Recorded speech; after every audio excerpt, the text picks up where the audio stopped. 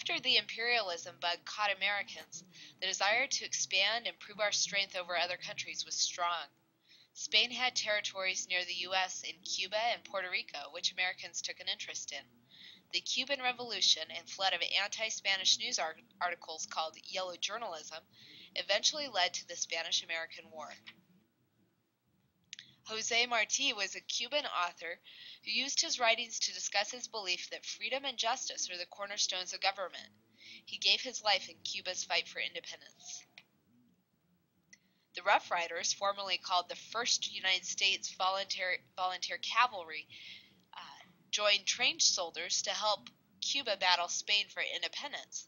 Theodore Roosevelt was a member of the Rough Riders, and his writings about the group's battles and experiences helped immortalize small battles such as San Juan Hill.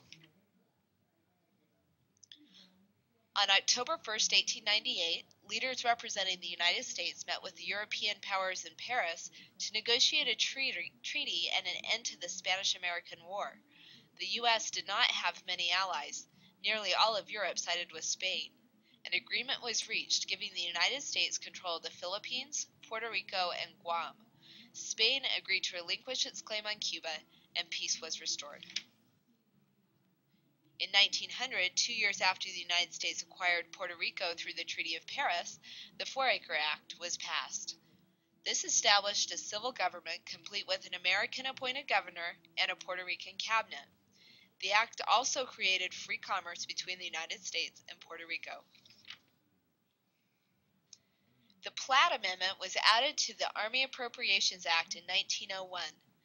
Before removing military force, the United States presented Cuba with a set of conditions that heavily favored American interests and angered the Cubans.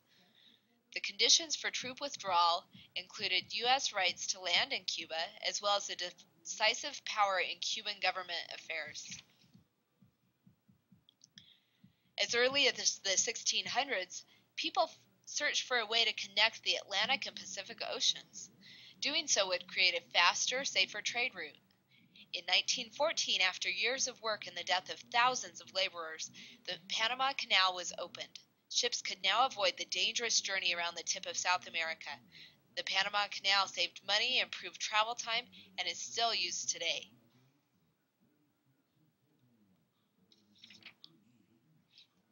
Emiliano Zapata spent his life working for liberty and freedom in his native Mexico. He believed in the plan of Ayala, calling for the return of lands confiscated from villages and controlled by foreign powers, Mexican hacendados, who were men who controlled large areas of land. Pancho Villa was an interesting character. He was not only a bandit, thief, and killer, but also a Mexican revolutionary leader.